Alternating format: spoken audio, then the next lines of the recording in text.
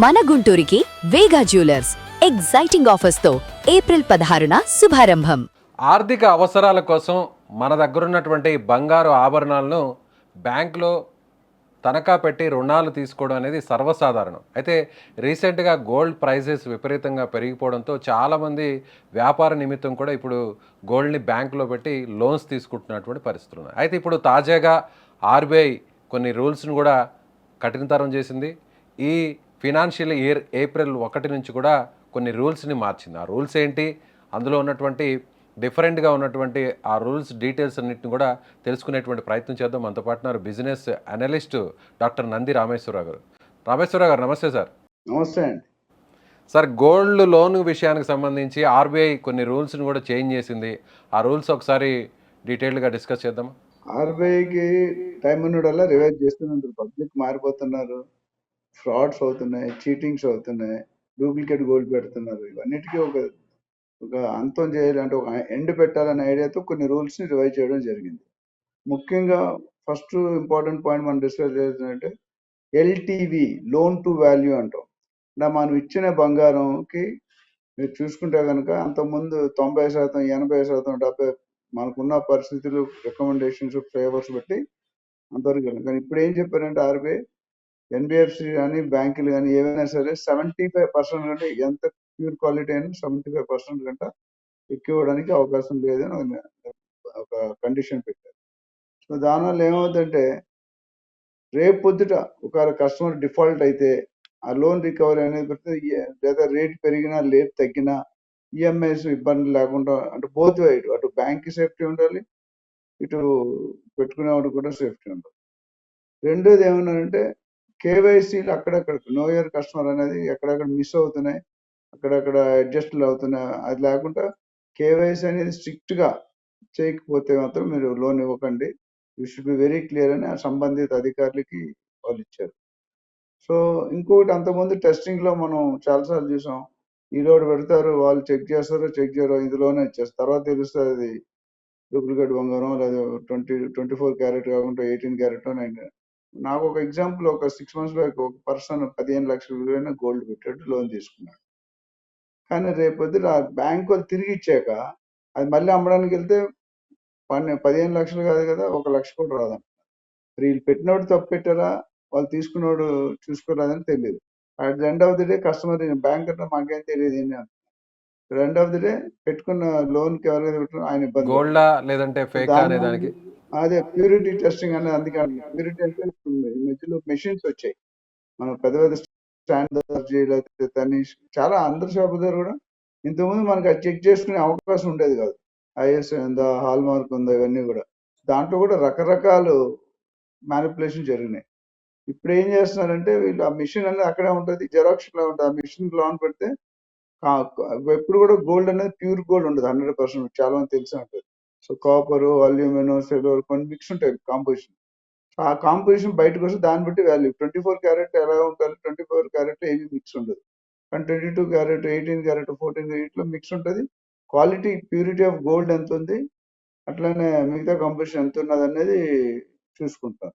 Equipment cost ఎలా ఉంటుంది sir? అంటే ఇది ప్రతి చిన్న బ్యాంకులో కూడా పెట్టడానికి అది వీలవుతుందా? మీరు అన్నట్టుగా పెద్ద పెద్ద షోరూమ్స్కి, కార్పొరేట్ కంపెనీస్కి మాత్రమే అవైలబిలిటీ ఉంటుంది ఆ టెక్నాలజీ.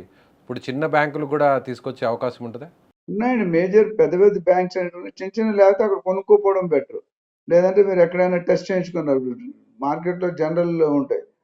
ఎంతకుముందు మనం వాల్యూ కట్టించేవాళ్ళం, ఎంత వస్తుంది వాడు రాయి మీద గీసి చెప్పాడు ఒకప్పుడు. ఇప్పుడు ఆ సిస్టమ్ వర్కౌట్ కాదు. Bulk, India is one of the biggest consumer of gold.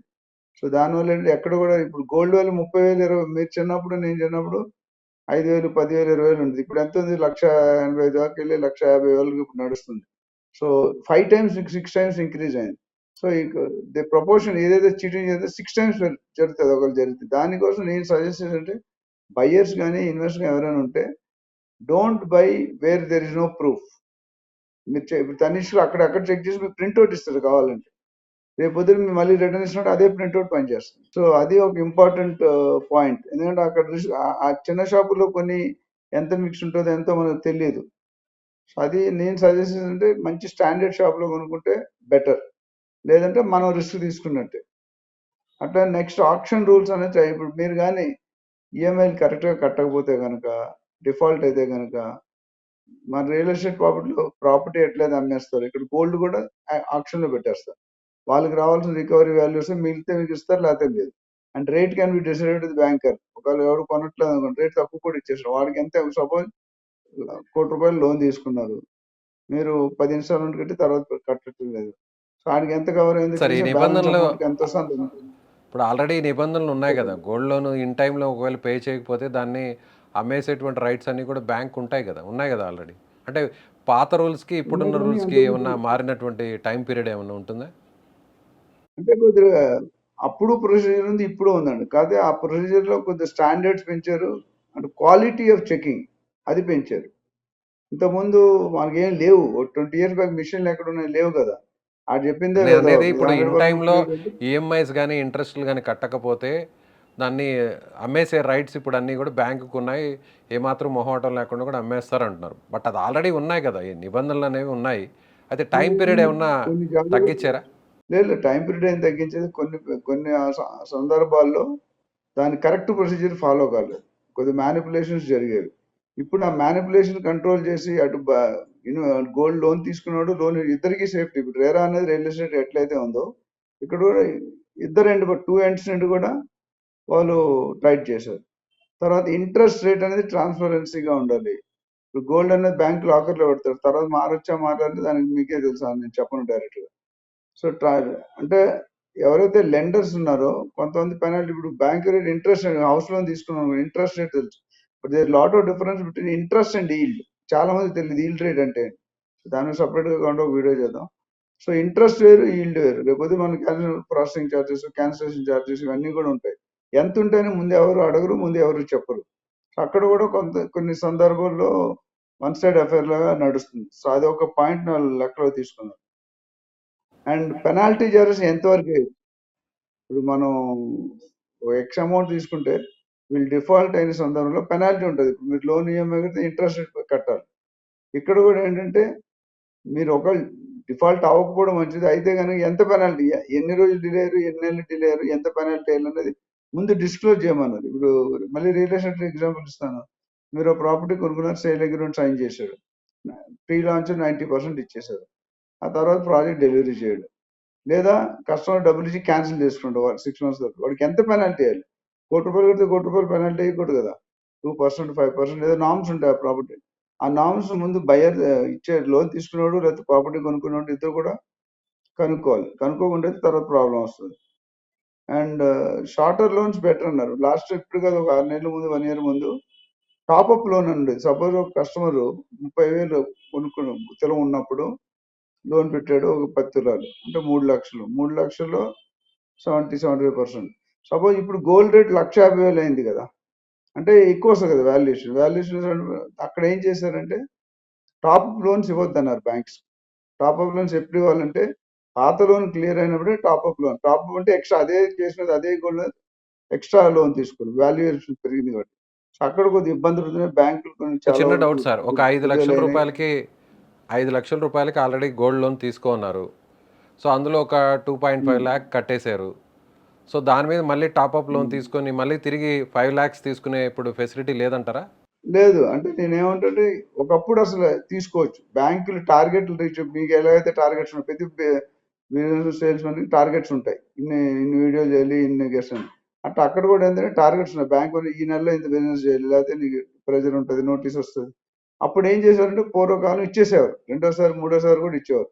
ఇప్పుడు వాళ్ళకి ఇవ్వడానికి అవకాశం లేదు. ఎందుకంటే RBI rules are very clear. RBI rules బ్యాంకులు ఫాలో చేయకపోతే కష్టం. మన రిజర్వ్ బ్యాంక్ అనేది మాస్టర్ బ్యాంక్, దాని రూల్స్ ఫాలో అవ్వాల్సింది, కానీ దానికి ఎదురు వెళ్ళడానికి లేదు. సో నాకు ఎదురు వచ్చినా నీకు ఎదురు వచ్చినా లాస్ట్ ఆయనకి అన్నట్టు డైలాగ్ అంటారు. సో ఇప్పుడు బ్యాంక్ వాళ్ళు they have to strictly follow. ఎవరైనా పాత లోన్ క్లియర్ అవ్వకుంటే టాప్అప్ లోన్ ఇస్తే they will be in to problems. నోటీసులు కూడా వస్తాయి.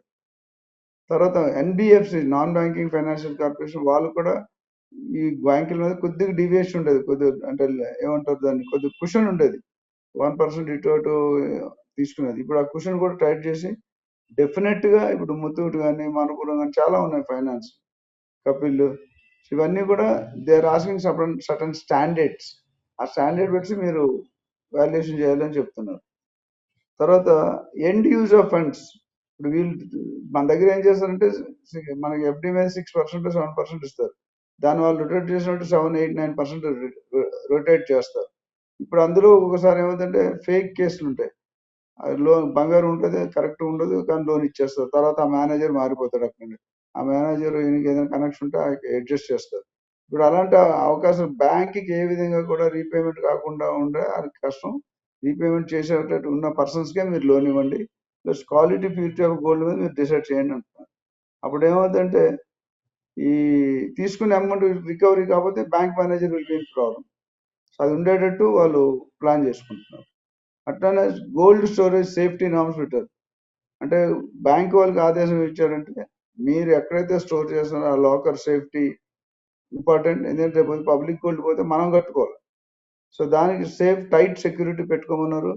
అండ్ ప్లెడ్జ్ చేసినట్టు అన్ని చెక్ చేసుకోమన్నారు. మనం ఏదైతే గోల్డ్ పెట్టి లోన్ తీసుకుందాం, రేట్ ఆఫ్ ఇంట్రెస్ట్ చెక్ చేసుకోవాలి, ఈల్డ్ రేట్ చెక్ చేసుకోవాలి, పెనాల్టీ క్లాస్ చెక్ చేసుకోవాలి, ప్యూరిటీ చెక్ చేయాలి, హాల్మార్క్ చెక్ చేయాలి. ఇవన్నీ కూడా అంటే interest of the so repledging of the gold అనేది అది ఇప్పుడు ఆపేశారు. అంత ముందు ఉండేది రీప్లెడ్జింగ్ అంటే అదే గోల్డ్ మళ్ళీ తీసుకుంటారు. సో జనరల్గా ఎన్బిఎఫ్సిస్ అంత ఫ్రీగా ఇవ్వకూడదు. వాళ్ళు 100% షూరిటీ అయ్యి నమ్మకం ఉంటేనే ఇవ్వాలి, లేకపోతే మాత్రం ఇబ్బందులు పడతారు. తర్వాత గ్రీవియన్స్ రిడక్షన్ మెకానిజం అని చెప్పారు. సో అంటే ఏదైనా కంప్లైంట్ వచ్చినప్పుడు ఆ రిజాల్వింగ్ చేసే మెథడ్స్ చాలా సేఫ్ గా ఉండాలని బ్యాంక్ వాళ్ళకి ఇచ్చారు. అట్లనే కస్టమర్ కూడా లోన్ తీసుకున్నప్పుడు చూసి చదువుకొని ఏదైనా డౌట్స్ ఉంటే అడిగి అప్పుడు పెట్టాలి. లేకపోతే నేను సడన్ గా ఎంత వేస్తాను. కొంతమంది ఏం చేస్తారంటే క్విక్ గా తీసేస్తారు. 5 సంవత్సరాలు తీసుకుని 2 సంవత్సరాలు ఏదో డబ్బులు తీసేస్తారు. ఇక్కడ మళ్ళీ ప్రీ మెచ్యూర్ క్లాజ్ ఉంటుంది బ్యాంక్ లోన్లో. కొన్నాట్లు తీసేసారు. And main important last point ఏంటంటే రెగ్యులర్ ఆడిట్స్ చేయాలి. అంటే ఇప్పుడు ఇవాళ పెట్టి మళ్ళీ 10 సంవత్సరాల తర్వాత దాన్ని చూడకుండా ఫ్రీక్వెంట్ గా రెగ్యులేటరీ ఆడిట్స్ అంటే ఎంత 3 నెలలుగా 2 నెలలు ఒకసారి చేసి వాళ్ళు ఎంత ఇచ్చారు వాల్యూ చెక్ చేసుకోమన్నారు. సపోజ్ ఎప్పుడైనా రేట్ తగ్గింది అనుకోండి గోల్డ్ రేటు, ఈ లోన్ ఎక్కువైపోతుంది పర్సంటేజ్, దాని మీద కూడా జాగ్రత్త తీసుకొని ప్రికాషన్ ఇచ్చారు ఇలా బ్యాంక్స్ కి ఎన్బిఎఫ్సిస్. ఇది ఒక రకంగా కస్టమర్కి వినియోగదారుడికి బ్యాంకింగ్ రంగంలో ఉన్నటువంటి వారికి కూడా బ్యాంకులకు కూడా ఇది ఒక రెండు కూడా ట్రాన్స్పరెంట్గా ఉన్నటువంటి సిస్టమ్ అనుకోవచ్చా? ఎస్, ఇది government will always work in the interest of public. Bank అనేది ద పార్ట్, ఆర్బీఐకి పార్ట్ సిస్టర్ కన్స్ లా ఉంటుంది బ్యాంక్. ఇప్పుడు కస్టమర్కి అలా కాదు కదా. ఇప్పుడు రేరా పెట్టినా ఈ హాల్మార్క్ ప్యూరిటీ పెట్టినా both are in the interest of the investors and buyers. నేను ఇన్వెస్టర్స్ ఇప్పుడు మీ గెస్ట్లు లేరు, మీ ఛానల్ మూసుకోవాలి, ఎవరి ఛానల్ అయినా వాళ్ళకి కూడా తీసుకున్న వాళ్ళు లేడు అనుకోండి ఇబ్బంది పడతారు కదా. ఇంట్రెస్ట్ ఎలా పే చేస్తారు మనకి? కట్టాలి కదా. లోన్ తీసుకున్నాడు మనం కట్టే ఇంట్రెస్ట్ వాళ్ళకి వచ్చే డబ్బులకి there always 2-3% gap between giving and taking. అందుకనే ఎఫ్డీకి 7% ఇచ్చారు అనుకోండి, మార్కెట్లో 9.5 ఛార్జ్ చేస్తారు. ఆ వచ్చిన 1-2% profit. Okay sir, thank you sir, thank you so much. So ఇది business analyst doctor Nandi Rameshwara Rao garu చెప్తున్నట్టుగా సో ఏప్రిల్ 1 నుంచి కూడా ఆర్బీఐ కొన్ని కొత్త రూల్స్ని అమల్లోకి తీసుకొచ్చింది. ముఖ్యంగా గోల్డ్ లోన్స్ తీసుకునే వాళ్ళు ఈ విషయాన్ని కూడా ఖచ్చితంగా బ్యాంకులో ఉన్నటువంటి అధికారులతో మాట్లాడుకొని ఇంట్రెస్ట్ రేట్లతో పాటు ఏ విధంగా లోన్ తీసుకోవాలి, తిరిగి దాన్ని తీర్చకపోతే వచ్చేటువంటి సమస్యలు వీటన్నిటిని కూడా తెలుసుకోవాల్సినటువంటి అవసరం ఉంది. ముఖ్యంగా కస్టమర్కు అలాగే బ్యాంకు ఇద్దరికి కూడా ఒక ట్రాన్స్పరెన్సీ వ్యవస్థను తీసుకురావడం కోసమే ప్రభుత్వం ముఖ్యంగా ఆర్బీఐ ఈ రూల్స్ని అమల్లోకి తెచ్చిందని అంటున్నారు. మీకేమనిపిస్తుంది? ఆర్బీఐ తెచ్చినటువంటి ఈ రూల్స్ వల్ల నిజంగా కస్టమర్స్కి చాలా ఈజీ అవుతుందా, లేదంటే కష్టంగా మారేటువంటి అవకాశం ఉందా? అయితే మీ ఒపీనియన్ని కామెంట్ బాక్స్లో తెలియచేయండి. Thank you.